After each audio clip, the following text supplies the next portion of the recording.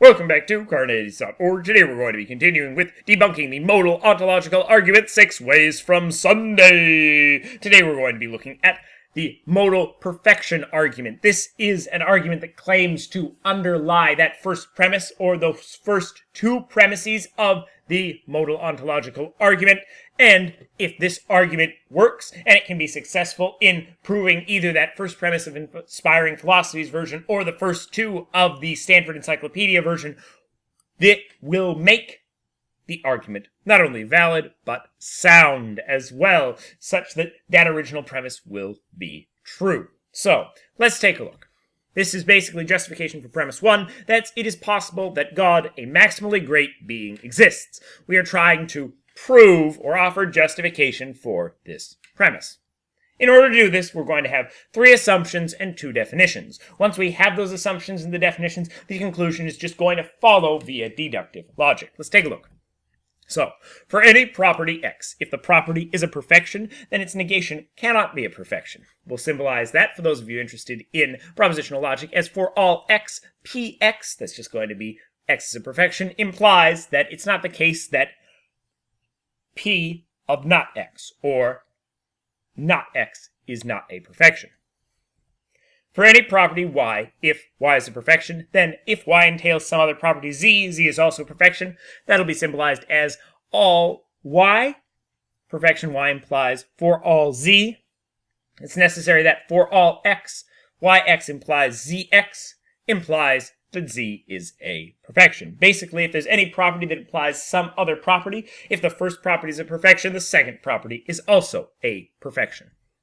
Assumption number 3, supremacy is a perfection. That'll just be symbolized as PS. We also need 2 definitions to really understand this argument. Perfection is a property which it's better to have than not. You should recognize this from Inspiring Philosophy's explanation of maximal greatness. And supremacy, having the property of lacking anything possibly greater or equal. Now, given these assumptions and these premises, in fact, the conclusion that it is possible that a maximally great being, that premise we needed to get the ontological argument off the ground, will follow. Let's take a look. So, what I'm going to do here is I'm not going to offer all 30 premises of the official argument because it's pretty confusing with the logic, and I haven't taught a lot of that stuff in my 100 Days of Logic series. Also, it's long and it takes a lot of time. I'm going to give you the general sketch because I'm not actually going to object to the validity of this argument. I'm going to object to the truth of the assumptions. So, let's take a look. Our first premise is, it is not possible that a supreme being exists. This is going to be an assumed indirect proof.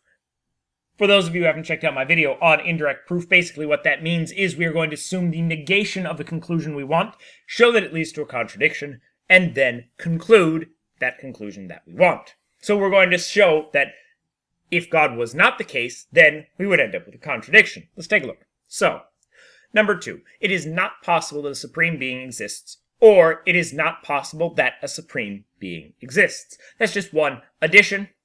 Check out my video on that if you're confused. It is possible that a supreme being exists implies that it is not possible that a supreme being exists. This is 2 implication. It may seem a little weird to switch from a disjunction, an or statement, to an implication statement. That's actually allowed through the laws of logic. It's in fact the definition of implication. Being supreme is a perfection. That's assumption number 3. If a property is a perfection, any property implied by that property is a perfection. That's assumption number 2. Any property implied by being supreme is a perfection. That's 4, 5 modus ponens. Here is where I'm going to fudge a little bit. There's a lot more premises that are going to play around to get us in and out of the modality of possibility and all these different things. Basically, trust me, it's actually going to be valid from 3 and 6. Not being supreme is a perfection. And this should make sense because any property implied by being supreme is a perfection. And the property of not being supreme is in fact implied by the property of being supreme. So not being supreme is going to be a perfection. Leave it at that for now. Hopefully in a future video, once I've kind of filled out the logic you need to understand that, I'll go through every single premise. If a property is a perfection, then that property's negation cannot be a perfection. That's assumption 1. Being supreme is not a perfection.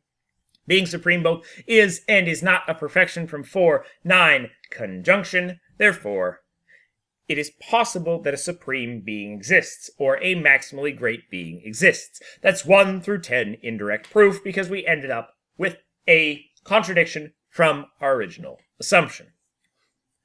Now, what I'm going to do is take a look at our 3 assumptions and one of the definitions and offer a couple objections. So, our first assumption, for any property X, if the property is a perfection, then its negation cannot be a perfection.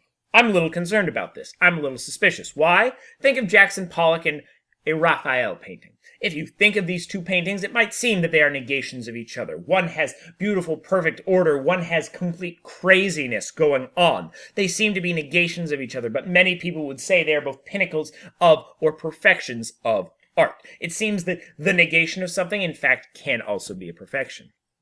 Similarly, objection number 27, omniscience versus skeptical ataraxia. Omniscience is knowing everything. Skeptical ataraxia is the beautiful state you end up in when you in fact admit that you know nothing and you have no beliefs in your life. Many people would claim that one or the other is a perfection, but they seem to be negations of each other. So it seems, once again, both a negation of something and that thing can be a perfection. And finally, there's some problems with the law of non-contradiction. Take a look at my video on doubting truth if you're curious. It's a really problematic rule of logic, but if we're doubting the rules of logic, there's a lot more things we're going to be doubting. So maybe we'll leave objection number 28 to the side for now, and it's only kind of for those extreme skeptics like myself. So assumption number 2, here's where the real problem of the argument comes in. You might not have been convinced by my objections in the previous one, but this is clearly something that just is blatantly false. There is no reason to accept this premise. That's objection 29. Offer one example of a perfection implying another perfection.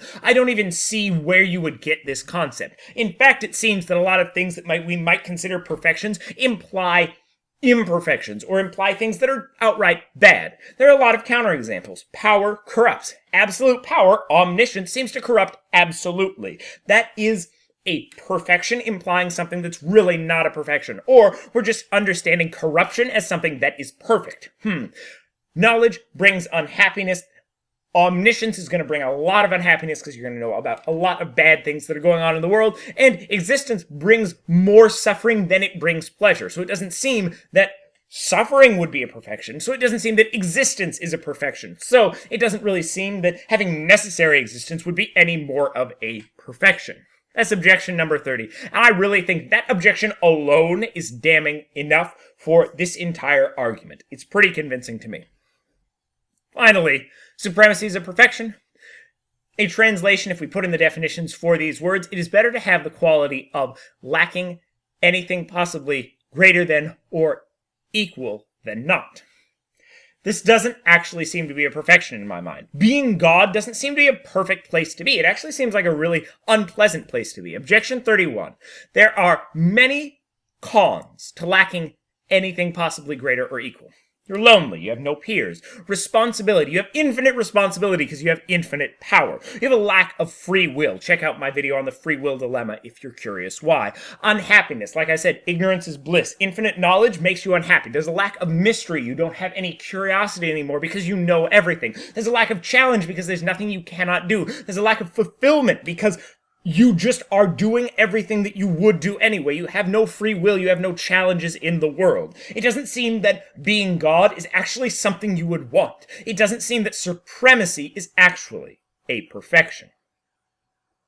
Finally, perfection, a property it is better to have than not have. I'm a little concerned by this. Objection 32. This takes properties in isolation. It fails to see how they may act differently in groups. It is better to have lungs than not, and it's better to have gills than not. But it's not better to have both lungs and gills. So it seems that these are 2 perfections that would not work together. So I'm a little worried about how that's going to even work in our conception of what a perfection is. I don't know how we could define all the properties as a perfection or not a perfection.